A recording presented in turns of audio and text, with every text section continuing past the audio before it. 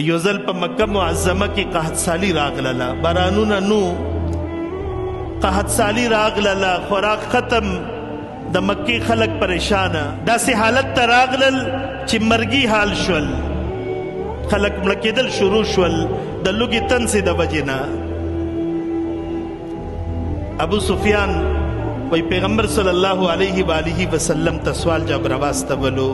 یا ځینې روایاتو کې راځي چې په خپله باندې راغللو چې ته خو د صله رحمۍ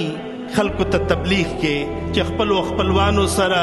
رشتې دارانو سره ښېګړه کوئ، د مکې خلک نن په تکلیف کې دي،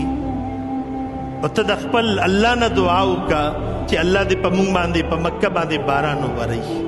اوس ګورئ دې خلکو څومره زیاتیانې کړي دي.